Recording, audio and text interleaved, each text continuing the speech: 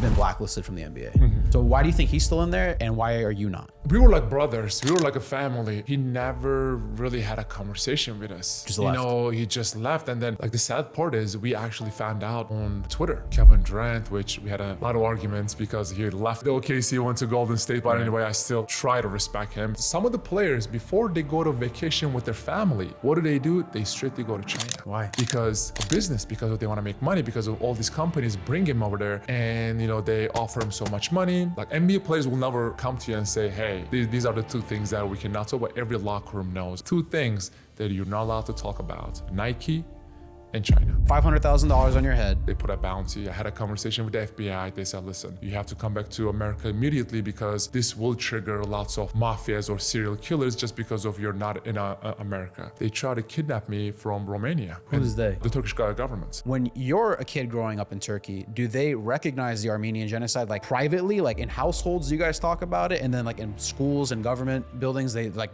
don't talk about this? It happened because a lot of people will deny it. I was like, it happened. Stack the books up, hit the spyglass, search and look up the lazy intellectual, the podcast, the hookup. Romanous to give a toast up with the good stuff. Took a puff, then in reverse, I lit a stick up. It's obvious, the need to sit down and politic. What's on your mind? Share with the audience, the Christ-fearing Assyrian, giving them providence. Omega my wrist, shine in my face cause I polished it. From the time when the emperors reigned, what is it? To lose your soul, but the whole world gained. I think it's insane, God memorized your name from the deaf, dumb, blind, even the lame. It's like a torch flame, illuminating a cave. No mummy rap, we up out of the grave. Thanks and praise every day for God's grace. So slide through, watch an interview and get a taste.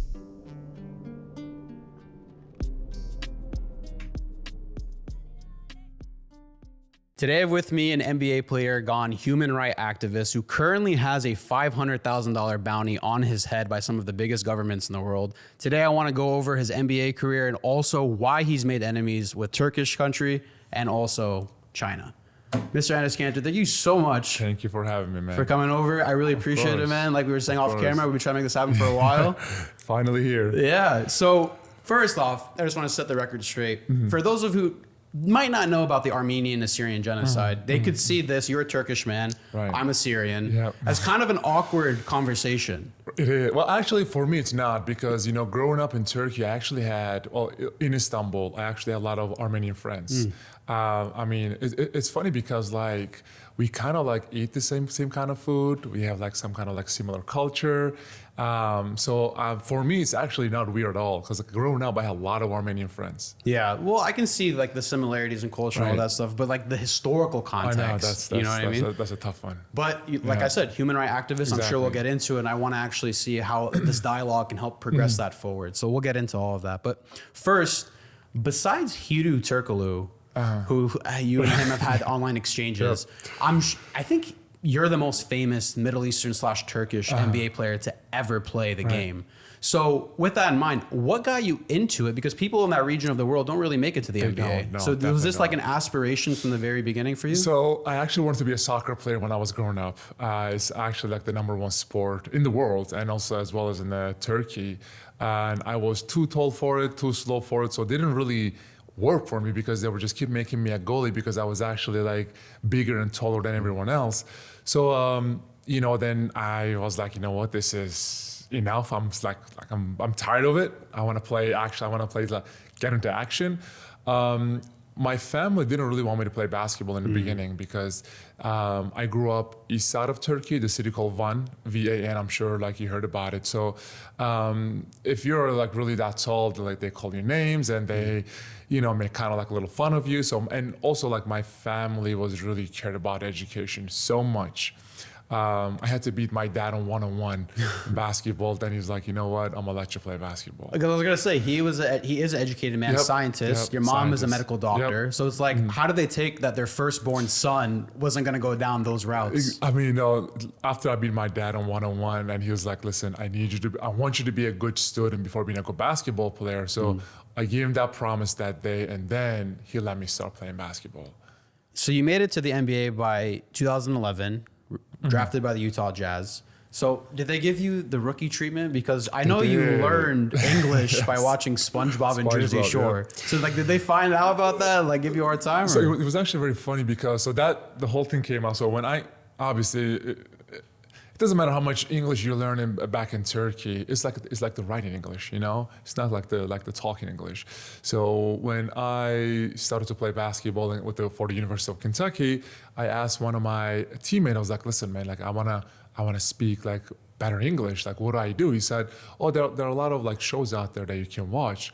And I was like, "Give me one." He's like, "Well, Jersey Shore." So like as a foreigner, you have no idea what Jersey Shore was. Mm-hmm. So I went to my dorm. I locked the door and I started watching Jersey Shore. I'm like, if this is what America's about, Americans are doomed. This is crazy.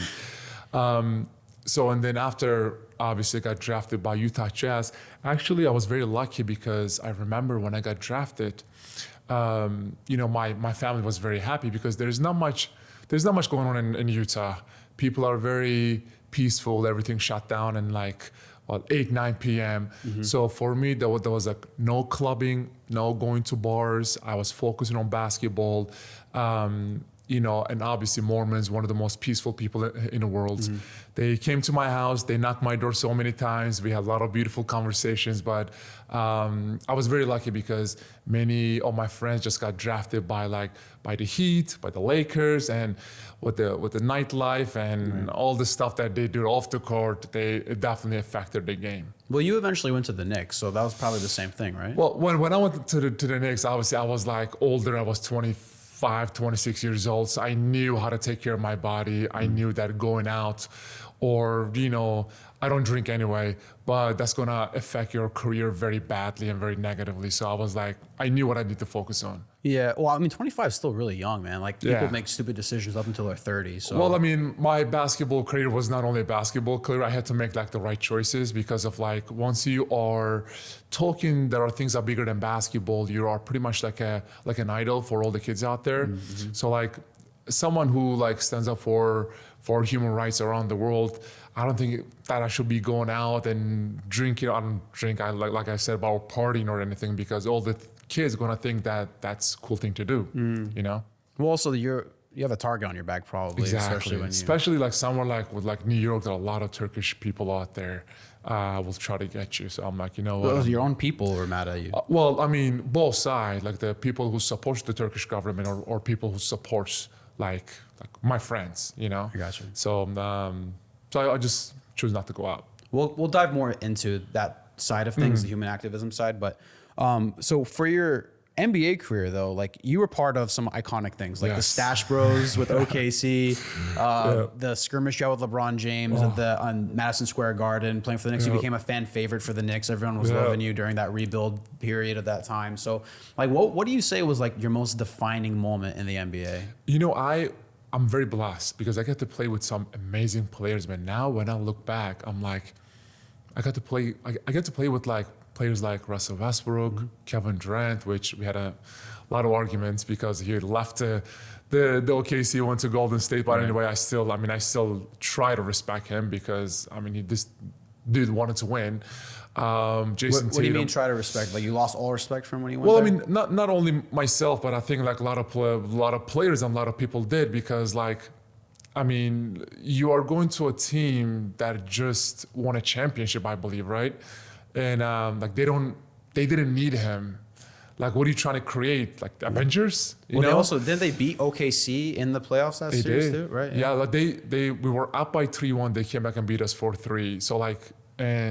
So they didn't really need us that year. And I believe that year they broke a record. They won 73 games. Right. So they were talking about that's the best team that ever. Yeah. They were which is it Bulls or the Golden State, So they didn't really need you. But so once you left, a lot of the players and a lot of the the fans lost a lot of respect for him. But at the end, I guess a business, and a lot of people were making fun of him because he didn't win a championship, and people were saying well, you're so good and you're got all that title, scoring title or MVP, whatever, but you have not win anything for the city. But I guess at the end you got to understand it's a business, you know. But like, what was the locker room sentiment like with all of your guys? Because that was a tight team that you guys had, the OKC team. Like, we were like brothers. We were like a family. And the thing is, like, he never really had a conversation with us. Just left. You know, he just left. And then, like, the sad part is we actually found out on Twitter, X, or you call it now. But so, like, it's not like, hey, guys, like, thank you guys so much. And, you know, you guys give us everything, give me everything. And now, like, I got to make a business decision and I got to leave. And, well, like, we were just like, we wouldn't be okay with it. Because like he was like part of our family, huge part of our family, obviously, but it just made us really sad that, you know, he just left us the way he did. So how was it playing against him for the first time? Like, do you see him around anymore? Yeah, I mean, I don't want to say like we're cool or whatever, but I mean, you know, he won a 2 championship. He won I don't count him though. 2 MVPs, final MVPs and stuff. So, but I wish, like, look at Giannis, right? Milwaukee Bucks, very small market. Giannis came, didn't leave, won a championship with this whole city, and now for that reason, like the whole country started to respect him so much. Not because of he's one of the best player ever played the game, but just because of the way he did it. You know, stuck it out in a harder place. Exactly. So people were like. Obviously, I think like people were expecting that Kevin Durant did the same thing that he did. So. Was there anyone in the locker room with you guys in OKC that was like cool with it or respected the decision, or was everyone pretty much universally like, "What the hell, man"? Everyone was shocked. Really? Everybody just couldn't believe it because like we were up by 3-1 and the Golden State came back and beat us 4-3. So like we were like, listen, we have the same players. Let's try to come back again next year and do it. Now we are more experienced and now we know what to expect. So everybody was shocked. Yeah. I mean, so with losses like that in mind, blowing a lead and so close to the finals, a lot of times hardworking, ambitious people, they really dwell on the small things. Yeah. And you're obviously one of them. You played at the top teams in the world, with the top teams in the world, best players in the world. And like when a small thing like that you loses, you really like start to focus on it. So like, was there ever a moment that you just couldn't live down in your NBA career? So I think like that moment when I look back, when we were up by 3-1, everyone in a locker room just got relaxed. They started to talk about the next round, the finals, and they were saying, okay, this is what we're gonna do if we play against the Cleveland, and this is like it's gonna be KD against LeBron. It's gonna be one of the best finals ever. But I'm like, listen, it's a 7-game series. You know, my first year in NBA, I made the playoffs, and the Spurs just swept us. But you can never forget, man. Even if you're up by 3-0, it's a 7-game series, so you can never get relaxed, and that's what happened. So that's the loss that haunts you till this day. Was there anything else? Any other moments where you're like, man, you still think about it?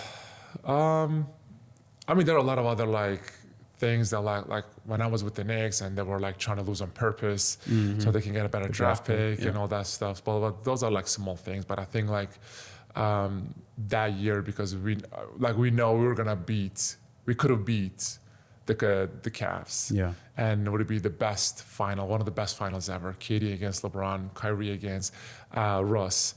So it'll be very interesting finals. Yeah. Do you still think you can play in the NBA now? Oh yeah, of course. I mean, I'm still in shape, man. I mean, I'm so busy with doing all that stuff. I barely watch the NBA, but for sure, yeah, I'm still in good shape. I'm healthy. I'm like in early 30s, so for sure, yes, I can. I mean, there was a time in my life where like NBA was my life, like high school, early college. That's all I ever focused about. And then when COVID hit and it got so politicized, I honestly got sick and tired of it. I was like, I can't do this anymore. So I stopped watching. And so my question first to you is like, and then I blinked, and now the league is full of new players. I have no idea who any of them are. Exactly, me too. I don't think, no offense, any of them really worth following, watching. I'm not impressed by anybody. And so do you think the league got too politicized during COVID? And then also, do you keep up with the NBA till this day or no? So, I can say I watch NBA, but I actually follow my teammates that I played with before. I played 11 years. I played players like Steven Adams, Russell Westbrook, Jaylen Brown, Taco Fall, and many other ones. And they were like my brothers, you know. So I still follow them and see like how they do, if they're doing a good job or if they're healthy or not. So I still keep in touch with many of them. I mean, I was going to ask you that. So who in the NBA, like, do you consider still like in your corner, can put in a good word for you, or vice versa? Like, is there anyone, like, is there loyalty in that business, or not really? So I will just say just one. One player? Only one player, Steven Adams. Yeah, I see you guys are doing like the Steven Adams. Turkish we flips, still all that had stuff. on my group, yeah. but yeah.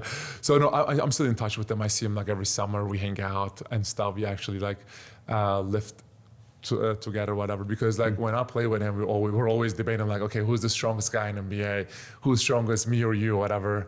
So I think he's the one person that cares about things more than basketball, and he's like he's a real friend. Yeah. That's what I would say. I mean, I'm not saying the other ones are fake or whatever, but he's like I can call him like my brother, you know. He's still in OKC? I can't remember. No, he is now in Houston. Houston Rockets. He's in Houston, yeah. Got you. So, you know, when you first get in the league, I'm sure it could be a scary place to be, especially as a rook. You're not from America. Like you said, you're like, if this is Jersey Shore is how America really was, America's screwed. So did you find a mentor? Was like a Hedo Turkoglu for you a mentor? Like, were any of those guys for you mentors? So when I got drafted to Utah Jazz, Al Jefferson was my mentor. Oh, Al Jefferson, dang. He was, I think he was like, he had one of the best footwork Yeah, for sure. in the league. That was like the last generation of like post-up game. Real big man, back to Right. basket. But like me and him had a lot of conversations. And I think he was the one person that really like was saying like, okay, you know, this is what you need to do on the court, and this is what you need to do to take care of your body. So me and him, I was his backup as a rookie. So like me and him used to go against each other every day in the practice, 1-on-1, 5-on-5. And I did learn a lot from him. And he pretty much like, you know, got me under his wing. And for the first like 2 years, we had some amazing players, amazing big men like him, Paul Millsap. Derek Favors was young, but he was just still like we had a really good friendship. Jeremy Evans, the dunk champ. When I got there, Mehmet Okur, All-Star, the first Turkish All-Star, was part of the team. But then I came and they traded him. But he was like a mentor for a short period of time. But I mean, when I got drafted, I had we had like 7 big mans. Right. You know, so like they had to like trade a couple of them for me and Derek Favors, but it was a good ride for sure. So when Al Jefferson goes to, I believe he went to Carolina after, right? Yeah, he So did. Charlotte. when you leave for a different team and you're so close to a person, like, do you keep that bond together when you see each other? Or is it like you can't be friends? I mean, like me and him was so close. It's not like we were texting every day or whatever, but like when we played against each other, we were trash talking the whole time. And we had some inside jokes, and like he knew all my moves because I got all my moves from him, and I knew all his moves because I used to go against him like every day in the practice. It was a good. I mean, he was still like with his pump fake. I mean, he was still getting me in the air somehow. I don't know how he did it every time, but no, I was very lucky to play with and against a guy like that. So who would you say is the best teammate you ever played with? Because I mean, you played with some legends, man. I did. Are you talking about like as a person or as a player? Who do you consider both? Like, let's consider both in the equation. Who's the best player, like rounded overall, best teammate you ever had? Best leader, Damian Lillard. Really? Best player, people might get mad at me because I'm not gonna go with KD. I'm gonna go with Russ because when KD left, that year, Russ had one of the most craziest stats ever. That was averaging a triple-double? Yeah, that was the year that he broke Oscar Robinson's like 41 triple-double in a season record. Yeah. He got 42. So I think he was definitely like the best player, like on the court player that I played with.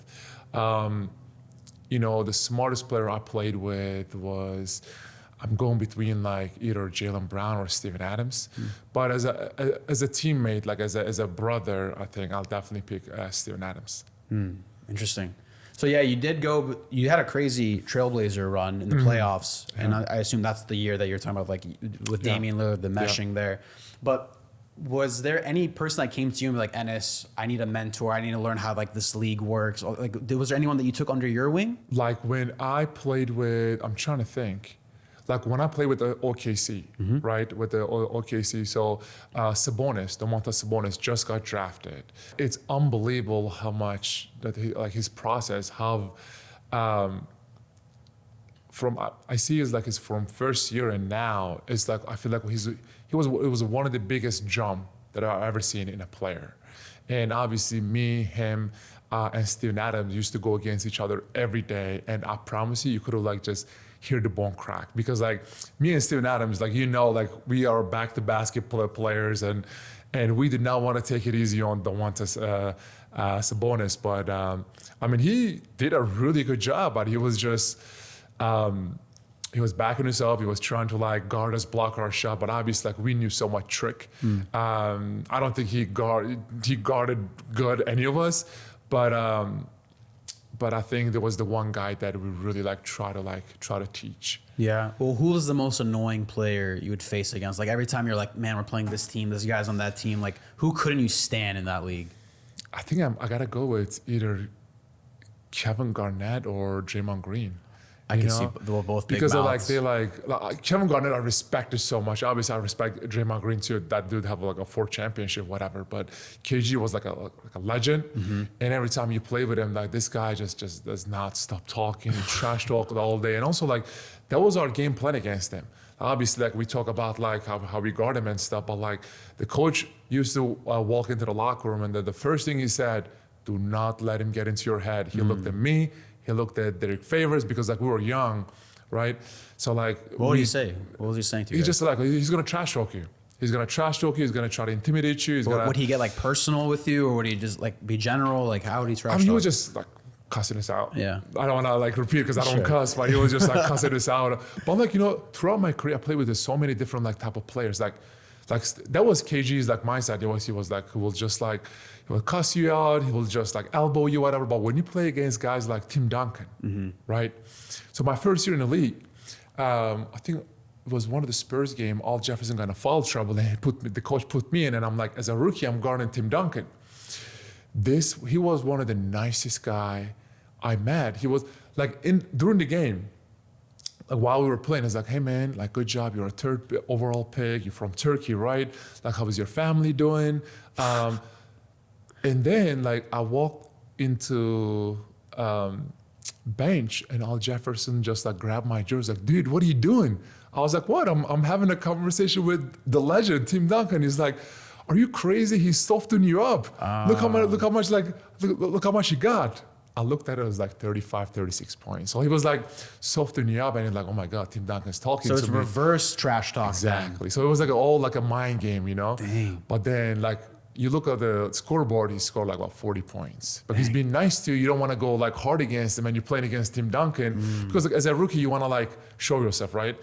So you want to be like, you want to elbow, so you can just brag about like, hey, I elbowed Tim Duncan and I blocked the shot.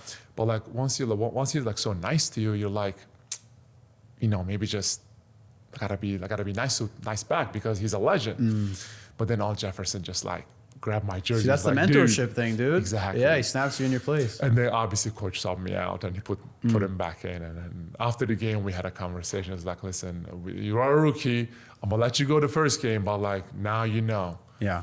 Well, besides the Jazz, I really think, like, when I think of Enes Kanter freedom, I think of OKC. Like, I think that's just something that's stapled in your NBA career. So, like, OKC just recently won the NBA Finals, actually. And so, Jaylen Williams, who actually has been to this house a couple times. Oh, nice. He went to school down the street. What do you think of him? Do you think that he's the future of the NBA? Or is it Shai Gilgeous-Alexander? Like, who do you think is next up? him, obviously, I feel like they created an amazing dynasty, man. I want to give a huge shout out to Sam Presti because this dude is...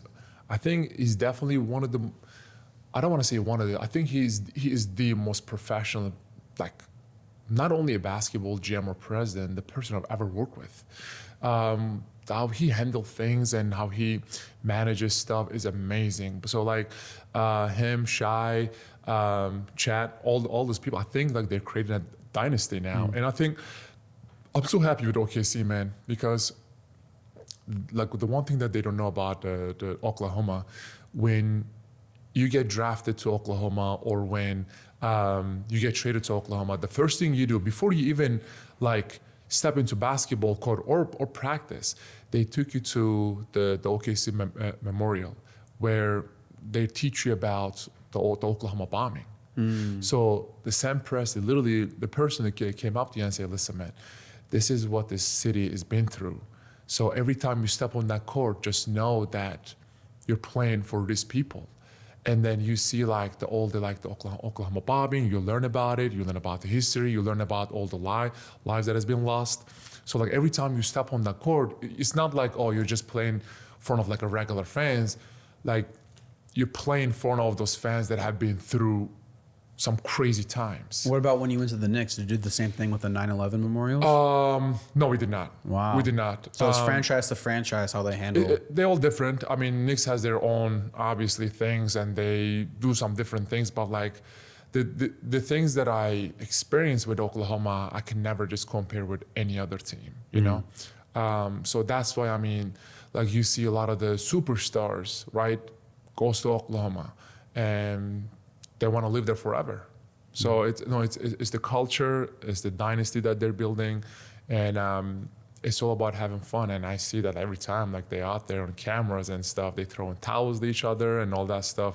But so they're creating something so special. Yeah, I want to really ask about one of your former teammates. I want to get your perspective on it. So you, like we were just talking about, Russ was averaging a triple-double for 42 games. He became MVP that season right after KD lost. They were saying he was the best player on the team, and you know, like that whole thing, he had a crazy run. But then it feels like, I'm a huge Clippers fan. That's my team. Blake, CP, DeAndre Jordan. Like that was the era that I grew up on, right?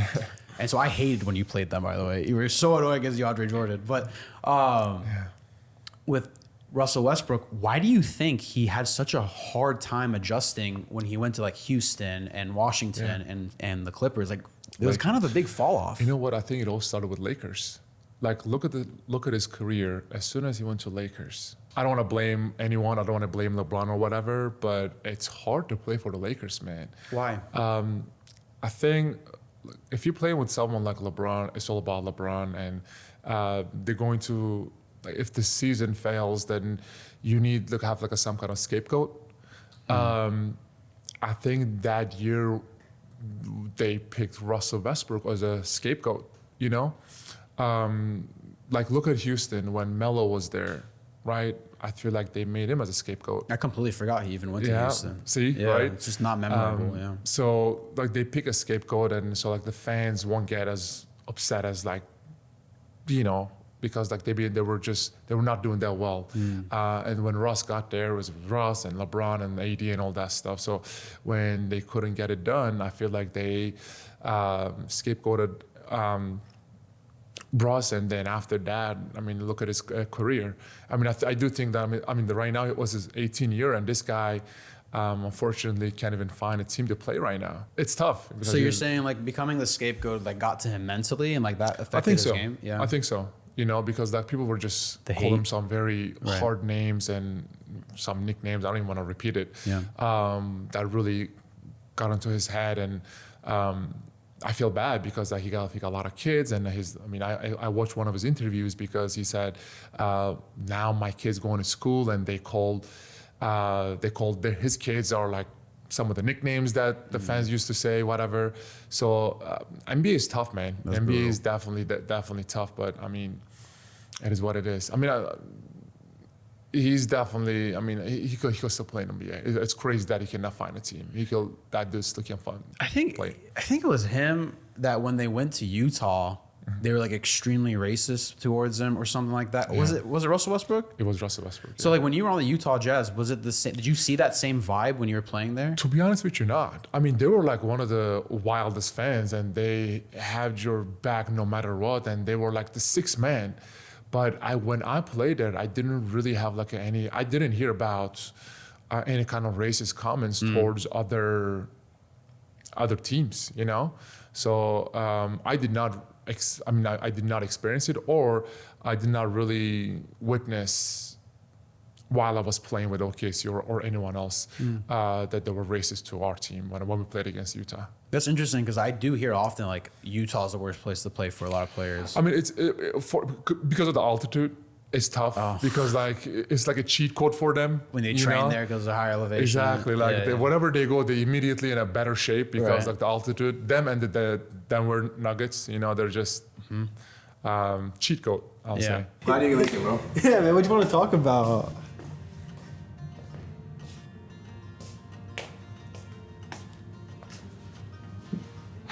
Josh, we're here because of your website. We need to talk. What? What's wrong with my website? I built it on my phone, all by myself, on my lunch break. Josh, it still says coming soon. It's been 2 years. Also, you spelled business with a Z. Business, sound it out, biz. Time for a website intervention. It's time to tell them about Voosh Digital Agency. I don't need an agency. I can learn how to do SEO myself on Google. Joshua, I know Voosh Digital Agency. They can do everything for you from website branding, analytics, ads, and they won't let you spell business with a Z. You guys do logos too? Yes, Josh, and they'll even fix your email signature too. Voosh Digital Agency, full service marketing without the DIY disaster. Visit VooshDigital.com before we have to stage another intervention. Right on. There is an NBA player that reminds me of you who's currently in the league, Jonathan Isaac. Okay. Jonathan Isaac, you know, he had the whole thing. He wrote a book, Why I Stand. He did, yep. During BLM riots, he would not kneel Yep. during the national anthem. So, like, I see him and you kind of in the same category, both big men, Right. both, you know, well known in the franchises they played in, and then also, in a way, activists. So why do you think he's still in the NBA? And I want to get into why you think, I mean, it's kind of clear to me, you've been blacklisted from the NBA. So why do you think he's still in there, and why are you not? So very easy answer, actually. So the last year, more people watch NBA games in China than American population. Really? Billions of dollars. So NBA is letting us talk about the problems that are happening in America, and they're okay with it. They were actually encouraging us. We can talk about 2020, the COVID year, when they took us to bubble if you want. But China is a different beast, man. They will do anything. Like, they don't even care about, the NBA don't even care about if they hurt Americans' feelings, but they will make sure that they will not say anything against the China or the Chinese government, or they will do anything to hurt Chinese fans. Why though? Like, why is that the biggest market? Well, because of, obviously, it is the biggest sport over there. NBA is the biggest sport, the most watched sport. And it's like think about how many billion people lives there. Think about the shoe deals, the endorsement deals. Think about the contracts. You know what's so crazy? Whenever the season over, before some of the players, before they go to vacation with their family, what do? They strictly go to China. Why? Because a business, because they want to make money, because of all these companies bring him over there, and you know, they offer him so much money, they offer him so much sponsorships. So they pretty much like buying these players with money, and they're like, listen, they don't care. They're like, we're fine with it. At what point did China become the biggest market for the NBA? Was it like 2008, 2010? I believe it started with Yao Ming. Okay. When David Stern, I think that was like David Stern's dream to make NBA a global brand. Yeah. When Yao Ming got drafted to Houston Rockets, that's when the NBA started to get into the Chinese market. Yeah. And now look at the deals they have with Tencent, and look at all the deals they have with other Chinese shoe brands or whatever. So they're making billions of dollars every year from the Chinese government. Did you ever play against Yao Ming? I did not. I always wanted to, but Yeah, he had a short career. yeah, very short career. Yeah. Like, Okay, so you were probably in the league by the time he retired Yep. then, right? Yeah, okay. But so Jonathan Isaac's still in because he hasn't criticized China is basically what I got from that. pretty much, yeah. I mean, Yeah. there are two things in NBA that you cannot do. The one is criticize China, and two is talk about Nike and the slave labor. You talk about these two things, you will be out of the league immediately. If you don't have a contract, or if you have a contract, you have a 5-year contract, obviously they have to keep you for another 4 or 5 years. But there are two things that is like forbidden in locker rooms, and like you go talk to, like NBA players will never come to you and say, hey, these are the two things that we cannot talk about. Every locker room knows that there are two things that you're not allowed to talk about: Nike and China. What if you're signed with Adidas or Under Armour or whatever? Well, still, I mean, Nike pretty much runs the NBA. Look at the deal between the two of them. Look at all the players have been. Look at LeBron. Look at KD. Look at all those people that's been signing like the lifetime contract with Nike. So Nike is like Didn't Nike give LeBron $1 billion contract? lifetime contract. Less, So it's yeah. like Nike is like I was literally like comfortably saying Nike is like a mafia. So What about Jordan Brand? Does Which that is- fall into the same category? I mean, it's part of the Nike family. So I will say that too. Yep. So that's why Jordan doesn't talk about. Jordan never talked about anything actually. Jordan never got politics. Because you know what? Because the only thing he cares about is, I actually really listen. I criticize LeBron a lot, right? But at least he talks about some of the problems that are happening in America, and he actually tried to do things that are bigger than basketball. He opened up a school or whatever. Jordan, nothing. He does not care about anything. Only thing he cares about is just making money and selling shoes. That's it. You ever see that meme with Michael Jordan? It was like the quote, and it just said "F them kids." I did see that. Yep, I did see that. That's so interesting. So, okay, every player has this known rule: you can't criticize Nike, but can they criticize other brands? I mean, Nike is like the most well known because like look at what Nike is doing in America. Okay, like throughout the years, they stand with LGBTQ community, they stand with Black Lives Matter, Latino community, no Asian hate, but everybody knows about the problems that are happening in China with the slave labor and sweatshops. So Adidas or any other brands don't really got into that deep. Because like Nike has this like big, what I would say, Nike has this like big brand. At 1 year, remember during the protests, Nike was the one that came out and said, okay, this and okay, that, and we got to talk about this. So like, and everybody was expecting like, okay, you talk about the problems that happen in America, but you literally have sweatshops back in China, so it just doesn't make sense. So Puma. What do you mean by sweatshops, though? Like, what exactly is that? So right now there are kids between 8 to 16 years old in a place called Xinjiang. People call it East Turkestan. Say, for example, to make a Nike shoes in America, it will cost you like $300-400. Same shoes, make it in China, it'll cost you like $3-4. And these workers, these kids or moms or whatever, gets paid like cents for every hour or whatever. They work 6 times a week, 16 hours a day in a very terrible conditions. We call them sweatshops, or you can call it slave labor.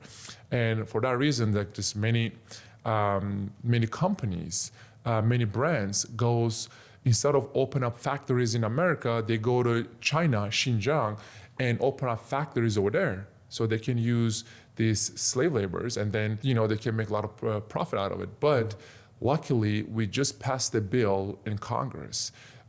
It's called Uyghur Forced Prevention Act. If you're a brand and if you have anything to do with the slave labor, you're not allowed to step into America. I believe it happened while Biden was president. This passed? Yeah, it passed it. It passed Congress. It passed Senate, and President Biden signed it. So it became a law. I don't know when is it going to be effective. Right, I was going to ask that. Yeah. But it passed. If you look it up, Uyghur Forced Prevention Act, it talks about all the details. So that means Nike's going to take a massive hit then. Massive hit. That's why, like, when we were trying to pass this bill in the Congress or Senate, these lobbyist group, my God, they were going crazy over it. They were just working so hard so this bill don't pass.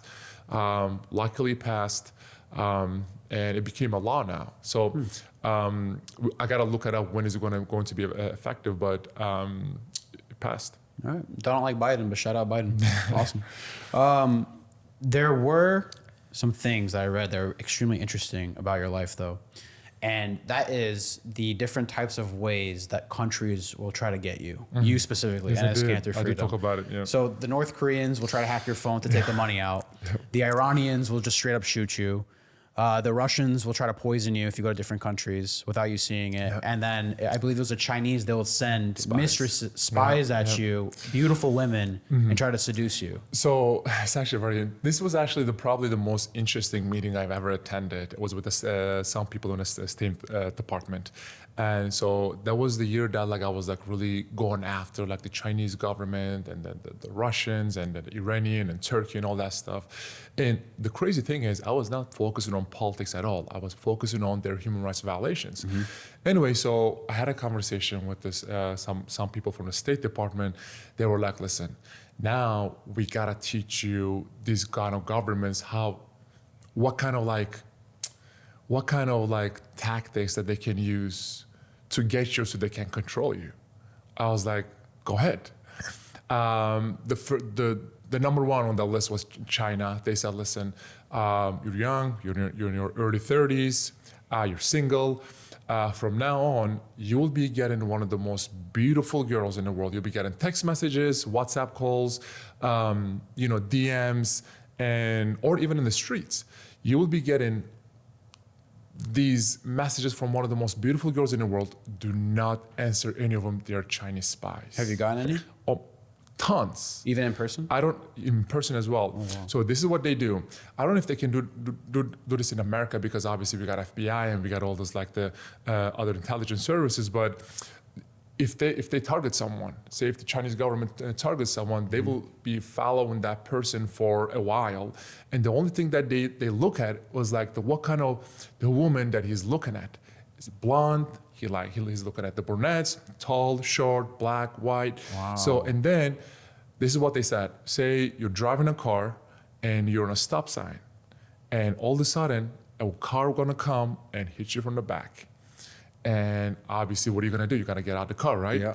And when that person behind you was about to get out the car, you are going to see that will be the girl that you will be just looking at for the last, say, 2 months. No way. They're gonna put a profile in front of you, and she's gonna be like, "Well, I'm so sorry. Let's And she's exchange not numbers." Chinese. She could be anything. She could be anyone. So they're spies under the Chinese government. She could be anyone. So there's like, let's exchange numbers, let's whatever, and then you exchange numbers, right? She said, I'm gonna pay for everything, whatever. So you exchange numbers, and this is how they start the conversation. Has that happened to you? That did not happen to me, because like for literally for the last 2-3 years, I've been avoiding everything. Because So what country could this have happened to you, and if it's not America? So I travel a lot. Yeah, right. I travel to Europe. I'm sure it could happen in Europe. So that's why when I had a conversation with them, they said, do not stay in a country more than 1 week. You gotta move. You gotta keep changing country. So I don't really stay in a country more than 6 days. Interesting. So that was like the number one. They said the second, the Russians, they said the one tactic that they use, we don't believe that they can do it in America, but if you go anywhere outside of America, they will try to come and poison you. They said, do not eat anything like open. You know, like when you go to restaurants, then they bring you like the water, but it's already open, whatever, or they put it in a glass already. They said, do not drink that. Make sure everything is in front of you. They open the bottle and everything in front of you. Why would the Russians be coming after you? Well, because we did a lot of work with Russians. With people like Bill Brother, Gary Kasparov, and some of like the activists who are really against Russia, we really tried so hard to freeze their assets in some of the countries out there, like some of the oligarchs that Iran puts in. Number 3 was Iran. They said, listen, they don't play with the woman or the poison. They will just come and shoot you. Right. Actually, I had a friend who called. I'm sure you might have heard of him, like Masih Alinayat. She's like this Iranian woman activist. Okay. The Iranians actually came to her doorsteps and tried to shoot her twice in America. How did they failed? The FBI got him. FBI got him. They said North Korea, obviously they're gonna try to hack your phone. Have you had any weird encounters with your cellular device? No, I did not. I mean, my phone has been hacked so many times, but How? it's so easy to hack a phone. Well, how do you know it got hacked? Well, because many of them were like frozen and like, Oh, shit. how do I say it? Like I get like these weird text messages and with the links and everything. And they said, just do not click. It could be anyone. I'm not blaming the North Koreans or whatever, but Right. they said like, obviously like, just because we talk about like Yeonmi Park, I'm sure you know Of course. Yeonmi Park. Yeah. So me and him did a lot of work together with the Human Rights Foundation. So they said like, listen, just because of you seeing with her, they will try to get you as well. Actually, they hacked Sony after I'm sure you watched that movie called The Interview. Yeah. I mean, We were that's just one of talking the, about it today. that was one of the funniest interview ever. So they hacked Sony, I think $1 billion right after that. No Right. way. I had Look no it up. idea. Yeah, fact Look check it up. that real quick. Please fact check it. That's crazy. They said Turkish government, obviously they just put a bounty on your head. And Yeah, $500,000 on your head. so it's actually very crazy because I was in Vatican. I just had an amazing meeting with the Pope. And obviously I posted out there, and literally the day after, because it went viral, because as someone who's Muslim, went to his audience and had a listen to him and actually got really inspired. I posted it out there, said some beautiful words about the Pope. And literally the day after, they put a bounty. I had a conversation with the FBI. They said, listen, we cannot protect you outside of America. You have to come back to America immediately because this will trigger lots of like mafias or serial killers just because of you're not in America. So the Turkish government put a 500,000 bounty on your head. As long as you're in America, the FBI will protect you. Did you go to the FBI or did the FBI come knocking on your door? No, we had a conversation on the phone. They called you? They or you literally called the them? next day while I was in Italy.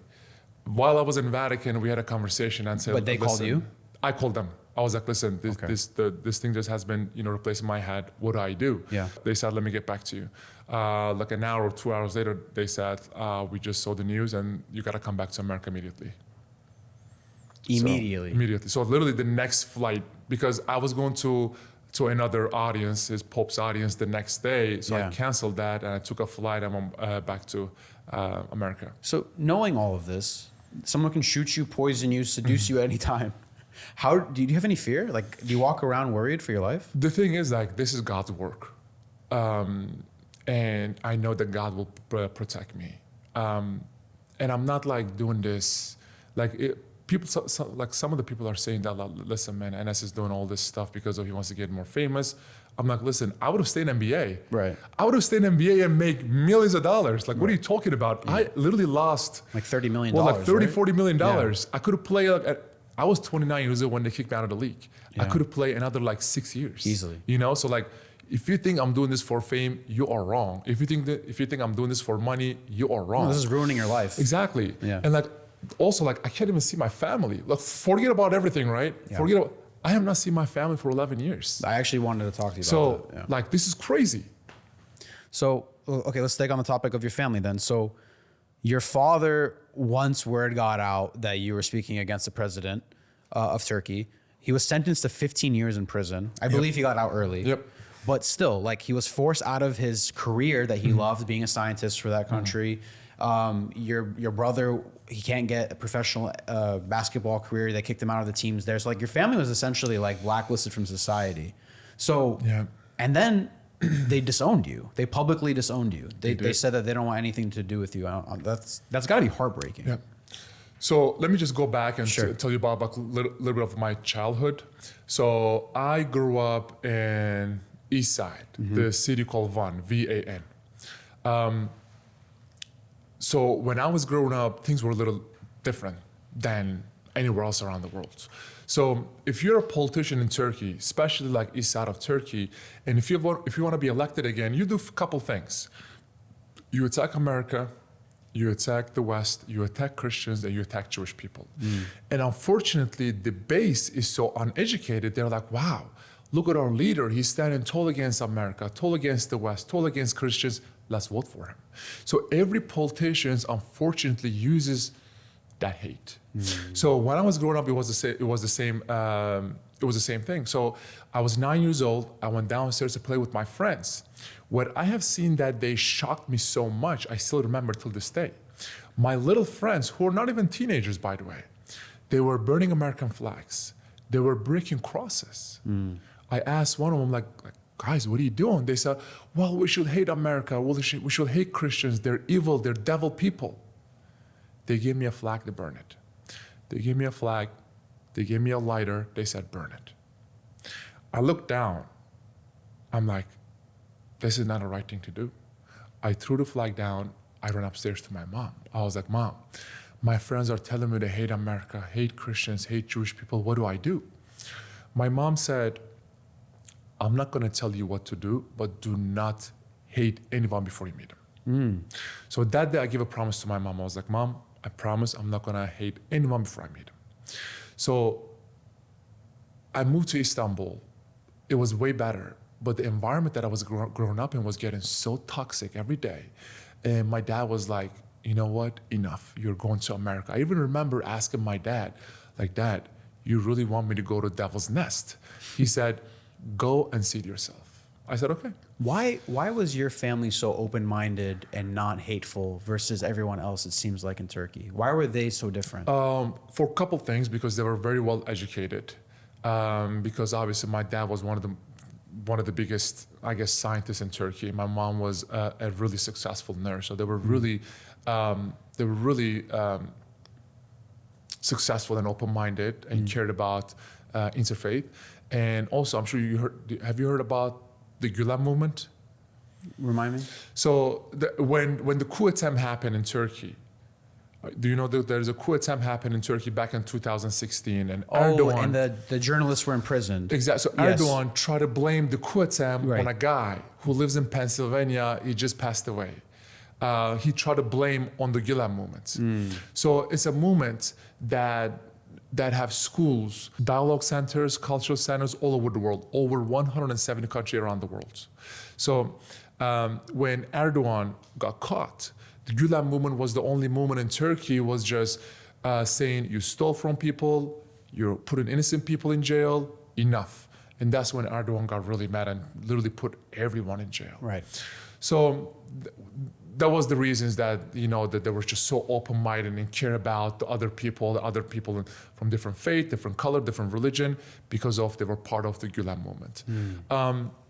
When I came to America for the first time, I remember I was going to high school, and my first practice, I joined a team, and two of my teammates were Christians. They actually walked up to me and said, "Listen, man, we know that you're Muslim.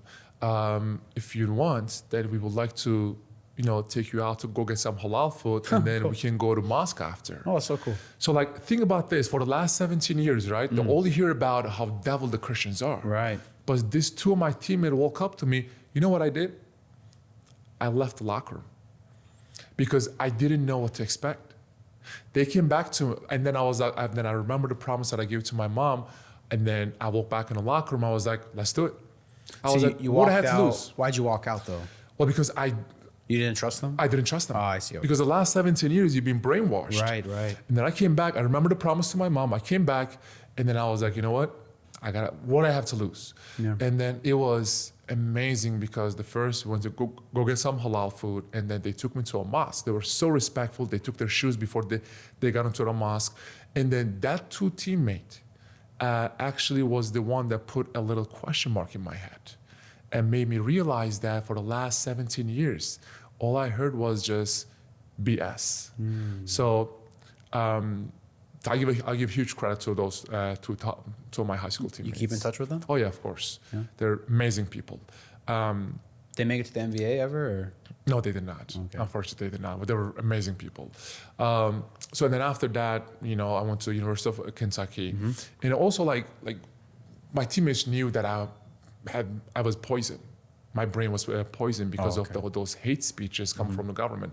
This doesn't happen in Turkey, but in some of the countries in the Middle East, in schools, front of classes, you have an American flag.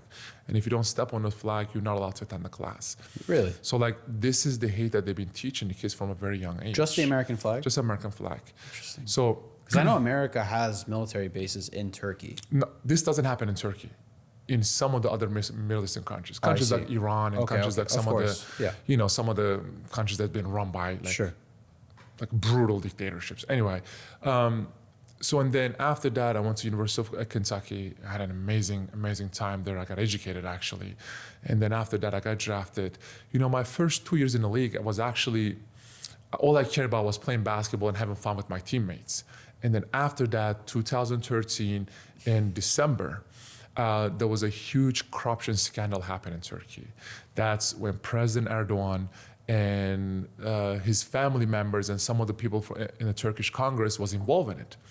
So that was the first time actually I came out and said something because after he got caught, he was going around and putting innocent journalists in jail, innocent people in jail, prosecutors in jail, and he was shutting down media outlets. And I was like, I don't care who you are, but if you are fighting against free media, I'm going to say something. So I put a tweet out there, right? And it became a conversation in the United States and in Turkey because of the NBA platform. The United States freedom got in your blood, man. Exactly. That American notion got in you. Yeah.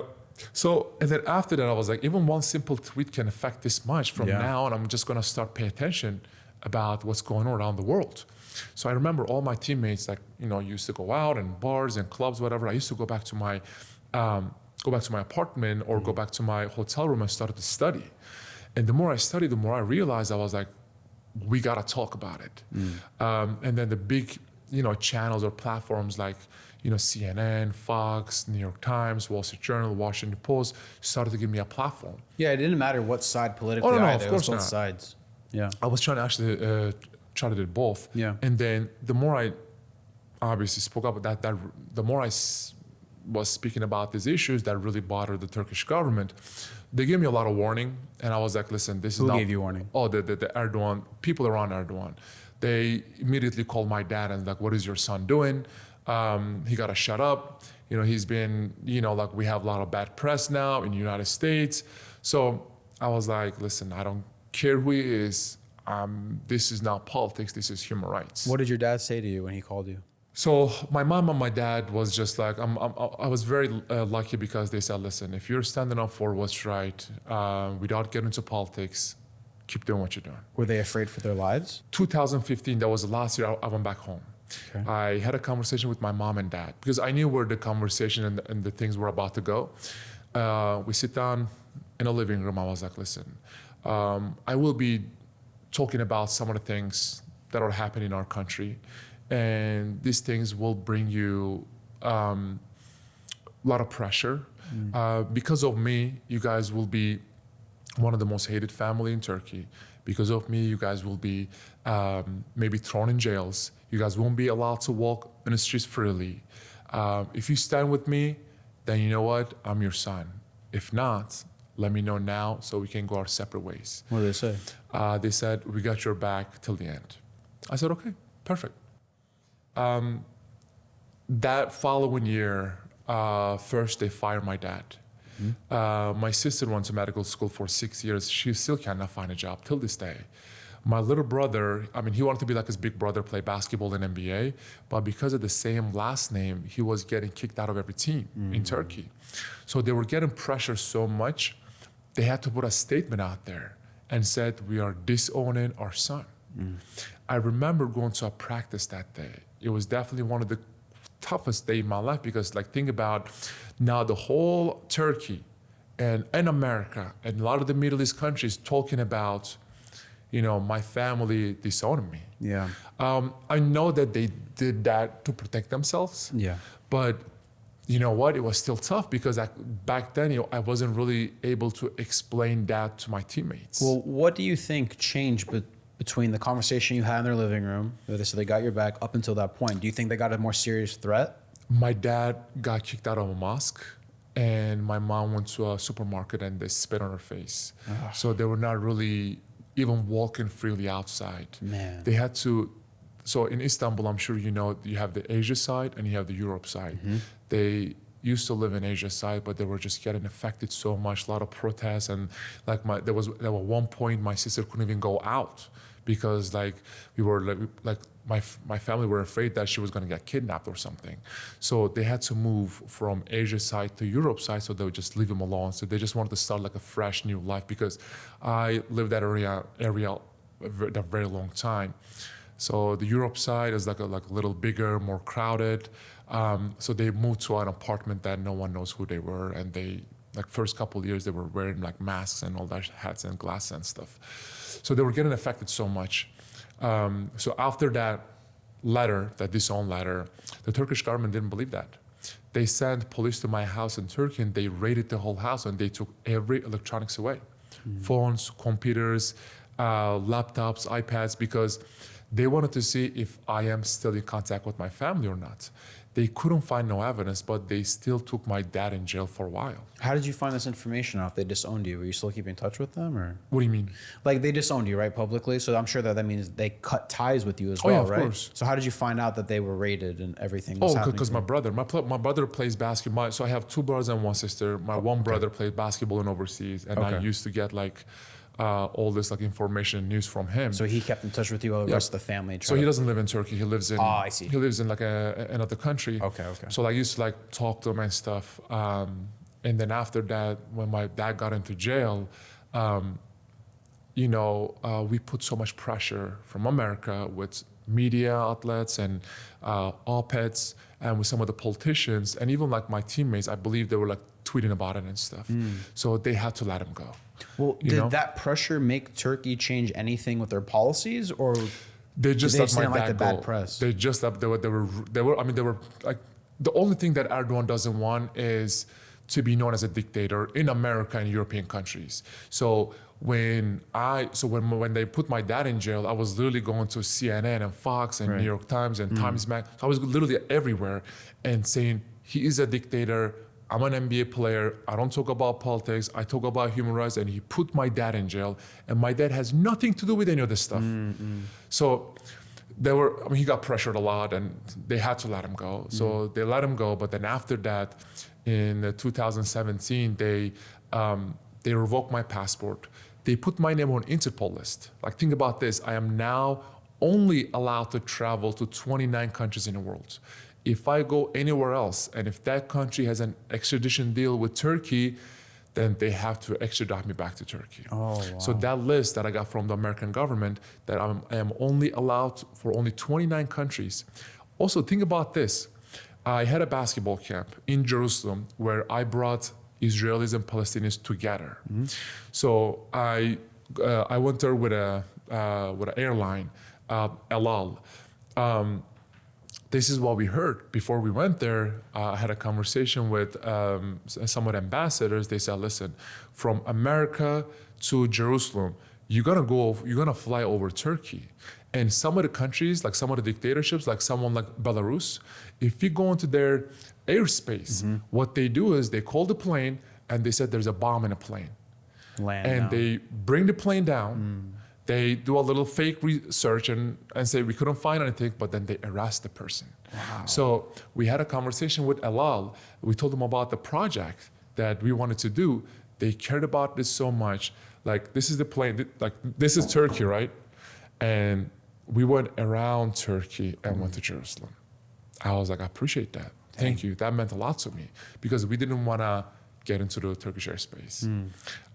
So they put my name on Interpol list. And then just lastly, in 2017, actually the video is still out there on the internet. They tried to kidnap me from Romania. Who's they? The Turkish government. So they sound like goons after you? So no, once they put your name on Interpol list, and when they revoke your passport, I was not an American citizen. This was happening back in 2017. So no American passport. No American passport. Right. So that's when the two police came out and said, listen, your passport has been revoked and your name is on Interpol list. We gotta pretty much like detain you. And then I'm still trying to get into the country, right? And then I remember one of the police went to the bathroom and other one came up to me and said, listen, man, I'm a huge fan of you, play basketball. I play basketball as well. I've been watching your career. I've been following what you're doing.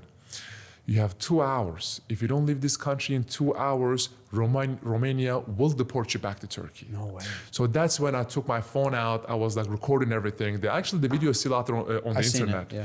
So that's when I'm like, I gotta do something.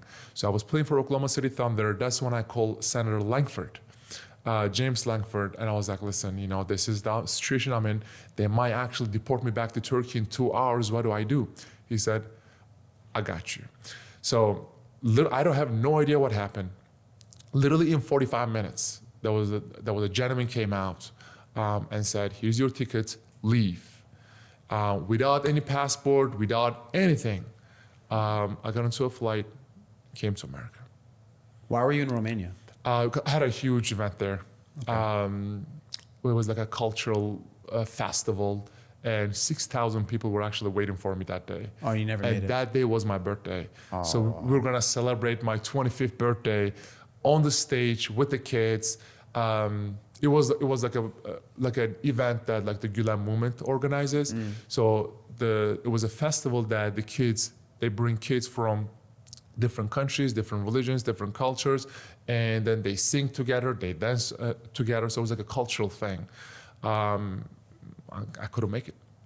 So the moral of that story that I took away is have senators on speed dial. Basically. Exactly. Right. Well, but I'm still, till this day, I'm still, thankful for God first and Langford second, because if it wasn't for him, I would be in Turkey and probably in jail right now. And also the jails are no fun. Like in Turkey, when my dad got out, I asked my brother, like, how is he? What is he doing? He said, he doesn't talk about it. He watches the walls. And when we ask him, like, what happened? He does not want to say a thing.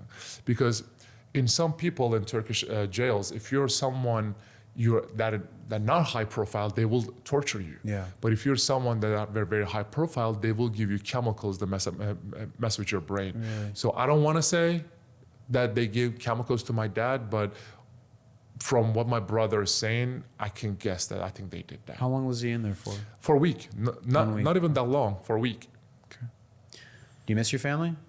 Of course, man. I mean, it's been 11 years now. I'm not even allowed to talk to them now because they listen and track everything. Did you ever try to like bring them to America after the NBA money came in? We did, yes, Yeah. many times, and we actually had a conversation with some people from the Congress. They said, "Well, there's a way. We have an American air base over there, and we can try to like sneak him out of there, but then that's going to mess up the relationship between two countries, and also Turkey is a NATO ally, so it's a very important friend for us, and we don't want to push Turkey to countries like Russia or China. So, unfortunately, this is the way. Well, why couldn't they come to America through different means, like applying for like a visa? Or So a green card? they took their passport away because my dad was in jail. He got out. So Turkey didn't want them out. Oh no. They pretty much like keep him as hostages. So they do not want to. And also like they cannot work. No one gives him any kind of jobs. No one gives him any kind of money. So I have to like send my brother money, and my brother has to send my family money, because if it goes straightly from me to my family, then that's like in Turkish government's eyes, is like an act of terrorism. Act of terrorism. Yeah, because like in Turkish people's eyes, I'm a terrorist. In Turkish government's eyes, right? So if I send my family money, then that means a terrorist will be sending money to his family. So I have to send my brother money, and my brother has to send my family money. So they have been struggling financially ever since. Well, I mean, they cannot have a can't job. work, right. No one could give them a job. Do you feel guilty that your voice is kind of the reason why your family's struggling now? So, good question. Many people are actually asking me this question. You know, like, you haven't seen your family 11 years. They've been like in and out of jails and all that stuff. But like, people need to understand, man, my family is only one, and they're out. They're out of jail. But there are thousands of families are in jail right now waiting for help. And actually, if you look at the numbers right now, the reports like Amnesty International, Human Rights Watch, Human Rights Foundation, there are many reports out there saying that right now there are thousands of innocent housewives, women are in jail with their kids. I believe last number was either 500 or 600. You can actually fact check it. So right now there are kids and infants are in Turkish jails right now waiting for help. I understand my family is so important, but like, I gotta stand up for those people. Yeah, it's so interesting you said that. You said my family is one. In World War I, for the Assyrian Church of the East, we actually had a patriarch. His name was Marshamun Binyamin. This was happening between the Assyrians and the Ottoman Empire at the time. And his brother was kidnapped. And the Ottomans said, we'll release your brother, but you have to turn your nation in, basically. You have to give up. Okay. And he said, my brother is one, but my nation is many. Wow. So you basically are on the same page. Actually, that's very inspiring. And he killed his brother. Me, I feel his pain. Trust me. I mean, I gotta get his name from you and actually. I will. I'll give you all the information for sure. Yeah, absolutely. Because it's important to like see what these like people. It doesn't matter what their religion or whoever background is. You gotta like get inspired and learn from them. For sure. You know, because they went through the same struggle, same pain. And we got to respect it and research about it and learn about it. Yeah, and he was shortly assassinated after by the Ottomans. And so it's a very interesting history, and that's we'll talk about it a little bit further down the interview. But the 26th of August, Netanyahu, I'm sure you saw this, had an interview with Patrick Bet-David. And Patrick's actually my friend. Patrick is your friend? Patrick is my friend. Interesting. We've been texting and stuff. He was the first person that actually asked me about the Armenian genocide really? and stuff. Yeah. He's a good dude. I like him. But he got the prime minister of Israel to admit about the Armenian, recognize it. And then what's interesting is 3 days later, the Turkish government actually put a no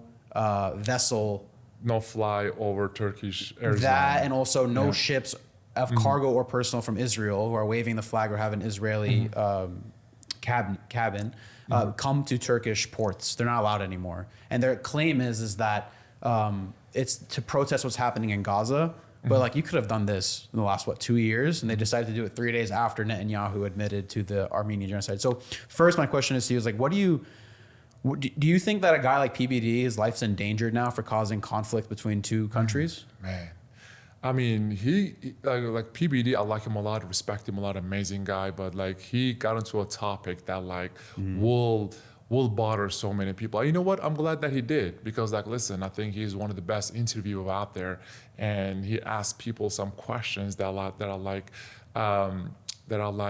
matters. You know, I don't want to say his life is in danger, not in America, obviously, but like, I have no idea actually. You know, but because like there are a lot of like crazy people out there just because of that question.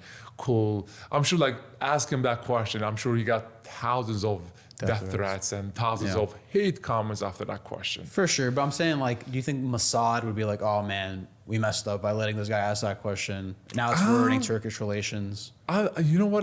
We got to ask him that question. I have no idea. Actually, it's a very interesting question. I got to ask him. For sure. I actually texted him after that interview. So we're going to try to get that book promoted in a show. So I'm actually curious to ask him about that question. I have a friend that moved here from Germany 2-3 years ago. And I asked him, I was like, hey, what do they teach you about World War II? I was like, do they teach you that you guys were the bad guys, or do they lie about it, whatever? And he was like, no, we admit it. We have a program saying that we messed up with Nazi Germany and that we don't ever want to repeat these same mistakes again. And they acknowledge the Holocaust. They take us to the centers and all these things, the concentration camps. So my question is to you is, when you're a kid growing up in Turkey, do they recognize the Armenian genocide like privately, like in households, do you guys talk about it? And then like in schools and government buildings, they like don't talk about this? So to be honest with you, the first time I ever heard about it when I had conversation with PBD.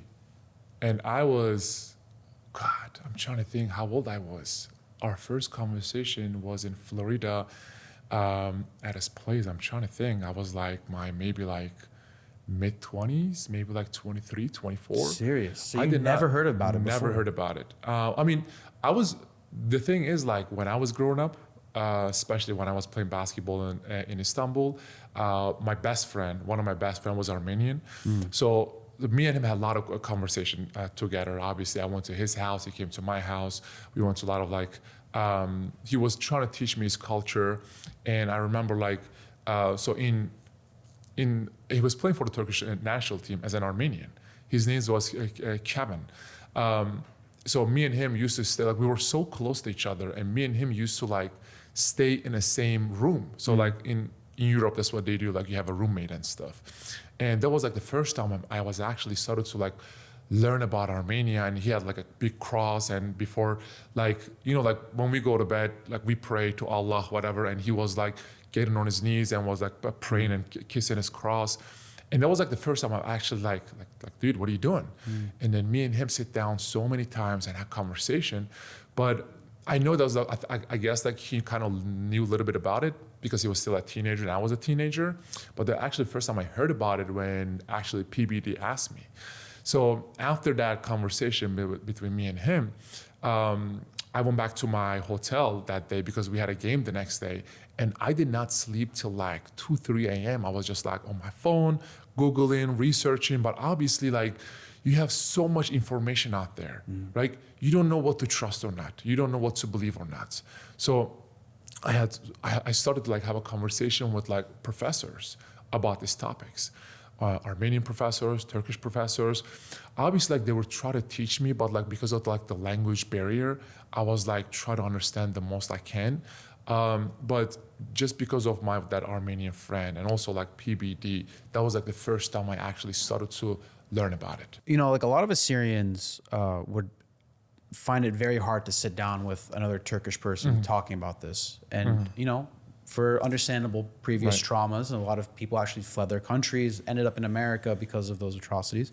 And the reason why I'm able to sit with you today is first, I don't blame the son for the sins of his father, and that's because of Jesus. Jesus taught me that. And then especially Jesus softened my heart to the point where you don't judge a person by the past history of their nation. It's them as the individual. Exactly. And then in Deuteronomy 24:16, it says specifically, a child does not pay for their father's sins. I hold nothing personal against you or your family. So the reason why I want to have this conversation with you, and I think it's important, is because we come from completely different sides of history, Yeah. man. Like Completely different. completely different Black sides, and right? white.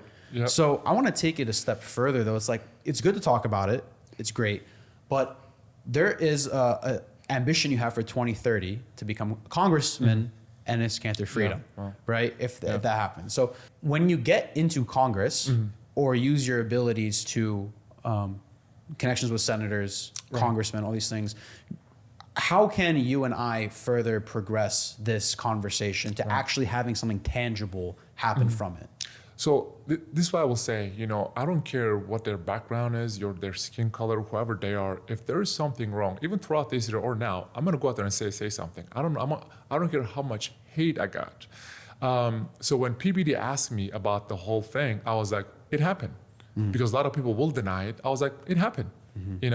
But I'm not an expert about it. I don't know much about it, but I know that it happened. It's important to tell as a Turk that it happened, and also like acknowledge their pain, acknowledge their struggle or what they've been through. That's why it was important for me to just say it happened. I feel like we need to like acknowledge it, and then trying to move forward and say, okay, now we know what happened, but now what can we do to start building bridges instead of walls? That's my focus. I can't change what happened 2030s or whatever, but now I can change what's in front of me. Right now there are so many Turks or Armenian kids or whatever they are, but they hate each other because of what happened like 80, 90, 100 years ago. But I think now the future is in our hands. What can we do to start building bridges between nations and cultures and countries and religions, So I acknowledge it happened, but now what I can do is I cannot change what happened in the past, but I can change what's going to happen in the future with God's help. Yeah. So that is my focus. Yeah, and I'd love to stay in touch with you because maybe we got future opportunities where we can further bridge that connection together. Actually, in Boston, I'm sure is one of the biggest, the Armenian community over there. Oh, I had no idea. Boston. Yeah, so Boston is huge. It's really big. I attended their dinner. It was a beautiful, delicious dinner. And then after that, we wanted to organize a basketball camp between Turks and Armenians, because we did the same basketball camp between Israelis and Palestinians. It was crazy because when they walked in onto the court, like Israelis were stayed on one side and the Palestinians on the other side. Like forget about passing the ball. They were not even shaking hands. And then after that, I was like we gotta break the ice. What can we do? So I started putting them in the same team. The first couple days, they were not even passing the ball to each other. But then you see the kid, those are kids, those are innocent people, right? And then I remember I got a rebound. I passed the ball to this Jewish kid, Israeli kid. He had a kippah on. He crossed someone over. He passed the ball to this Palestinian girl. She scored the ball. And while she was coming back, they high-fived each other. I was like, dude, this is the most beautiful thing I've ever seen in my life. There are a lot of crazy things that are happening in the world, man. But I think me, you, or all these people who are watching this right now, we got to figure out ways to bring people together. We have enough hate in the world right now. For sure. Completely agree. So why should America focus or care about what's happening to other people in different parts of their lives? For example, we got jobs, we have bills to pay. Some Americans are struggling incredibly hard, putting their kids through college. How do they have the bandwidth to care about what's happening in other places of the world? Why should they care? That's a good question, actually. Why should America care about there are things that are happening in other countries? We have so many Americans, are jobless. We have so many, you go to Philly on the streets, people are suffering over there. Yeah, it's crazy. Drugs are all-time high and fentanyl and this. So it does affect it, obviously, but I feel like America should start focusing on America, because if not, then we send billions of dollars there, billions of dollars in another country, look at what China's doing, focusing on itself, and it's building every day. America is just I feel like it was getting weaker and weaker every day till till 2024. But I think it's on the right track. I think it is getting now as the same respect that it was before. Why do you think certain groups of people get more acknowledgement and recognition than others? I think it's all about power, and it's all about influence, and it's all about having the strongest lobbyist group out. I think if you have the influence, and if you have the money, and if you have the power, and you're gonna be able to influence so many people in Senate, Congress, even maybe the White House. You know. So if we had the right lobbyist groups going after Turkey to recognize the Assyrian genocide, do you think that would be a good step? Like, what would it take to get the Turkish government to acknowledge it? I'm trying to think. I mean, we have so many, like, when I go to Congress or Senate, right? Sometimes we do talk about this stuff. Like, sometimes senators and congressmen ask me, as a Turk, what do you think? I was like, listen, as a Turk, yeah, do it. You guys should do it because it happened, you know? But I think, like, it's just like, Turkey is a very important ally. Turkey is a NATO ally. Like, think about this. Erdogan now is putting thousands of people in jail, right? When Erdogan came to America, he started to beat innocent civilians. His bodyguards were beating up the innocent civilians in Washington, D.C. I don't know if you've seen that or not. I've seen clips, yeah. Yeah, so Turkey is a very important ally, and it's the second strongest military in NATO.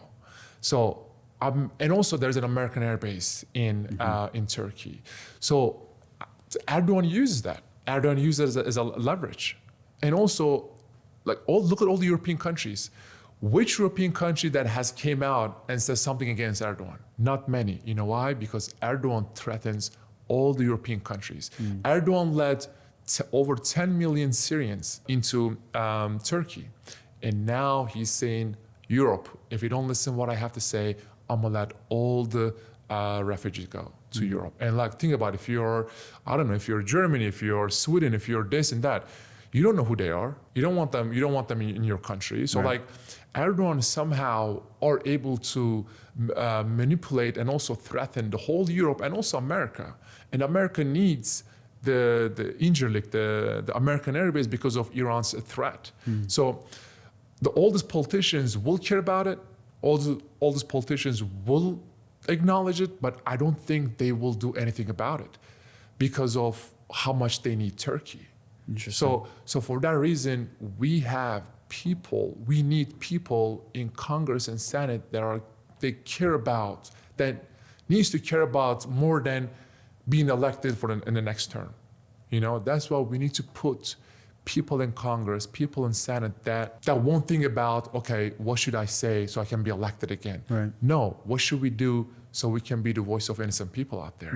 Do you think I can go to Turkey after having this conversation with you? I would not advise you to do not do it, man. But listen, if you do, I will pray for you. I'll do a lot of interviews and say, hey, let my friend go. Yeah, please. But listen, no, it could get ugly, you know, because now Just for me talking about it, I shouldn't go. Of course, yes. I mean, look what happened to this Pastor Brunson.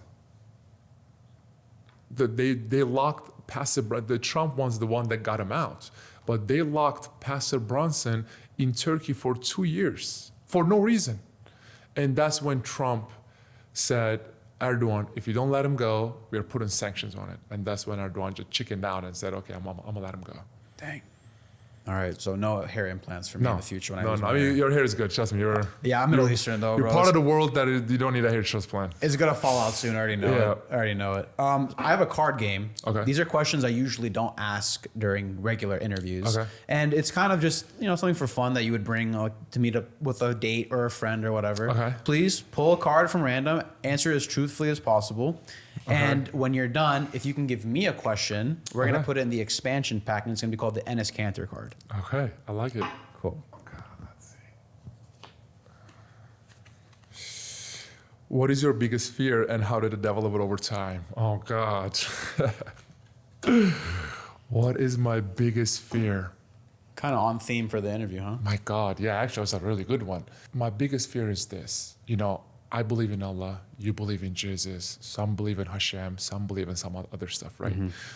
What my fear is when people started to pray to power, money, when people started to pray or worship to the materialistic things, I feel like that's when our world becomes evil, because instead of fearing Allah, Hashem, Jesus, God, you're fearing of losing that seat, you're fearing of losing that money, you're fearing losing that the position that you're in, you know?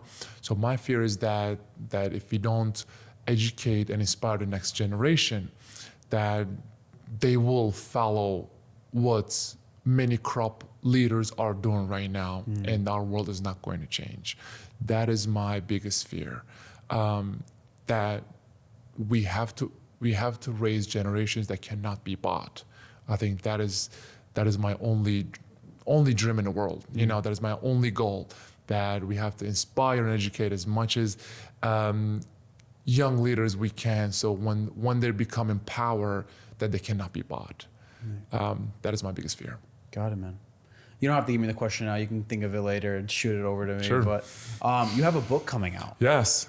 Talk to me about it. So this book actually, everything that we talked about is in this book. And obviously you're going to see an American flag over my shoulder because when Erdogan's government, revoked my passport and said, you're no longer a Turkish citizen, which in my heart I am, the American people and America opened their heart and gave me a warm welcome.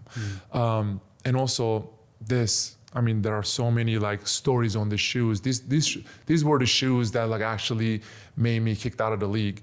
This book talks about a young man who used to hate Christians, used to hate America, used to hate the West and then the Jewish people. But once he came to America and started to meet with people, realized that everything that he has learned was just false. And now he dedicated his whole life to inspire and educate the young generation. There are millions of kids in the Middle East waiting to be inspired, waiting to be educated. So I believe that this book will inspire and educate the millions of kids out there. There are lots of blood and sweat in this book because after this book comes out, I won't be able to travel to many countries around the world because it does talk about so many dictatorships that are out there. And it does expose so many corrupt organizations and companies in America right now. So this will bring a lot of noises. I'm definitely excited about it. This is going to be one of the craziest project I've ever done. Yeah, I can't wait to read it, man. Of course. And it's crazy. I started off hating you also because you went against my Clippers all the time, but I am proud to say you're a very humble man. You're a very easygoing guy, and I really enjoyed our conversation, bro. That means a lot, Thank you man. so much. Thank you so much. Appreciate it. Cool.